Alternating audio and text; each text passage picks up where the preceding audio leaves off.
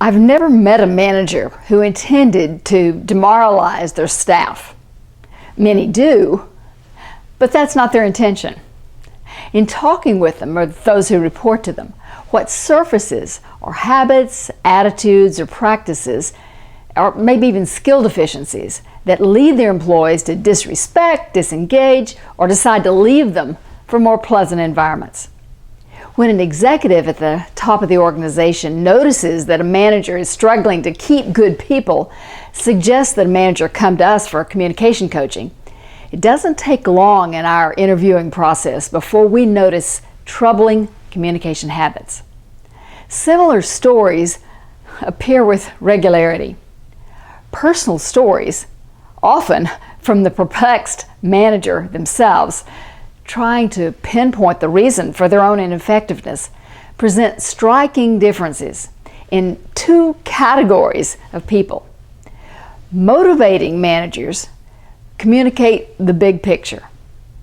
Demoralizing managers dole out information in bits and pieces, as if they were a parent parceling out only what they thought their children were able to handle at the moment. On the other hand, motivating managers explain the why behind their decisions, the projects, the task. Demoralizing managers, on the other hand, focus on the how. They fear that if they offer the why, people might ask questions or challenge their decisions. Motivating managers welcome questions as if it's an avenue for collaboration, engagement, innovation. Demoralizing managers discourage questions. They see them as time wasters and challenges to their authority.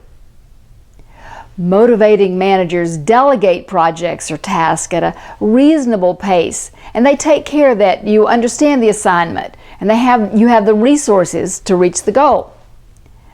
Demoralizing managers assign projects or tasks at machine gun speed and then disappear from the scene. Motivating managers hire people smarter than they are. They push them to think creatively and challenge them to grow and contribute to their full capacity. Demoralizing managers hire people they perceive to be less capable than they themselves, and they spend time defining acceptable boundaries. Motivating managers communicate their expectations directly, clearly, and confidently. Demoralizing managers, on the other hand, often communicate indirectly. They make assumptions about what others know, and they leave others guessing about their standards and expectations. Motivating managers communicate personally, regularly, and consistently, in both good times and bad.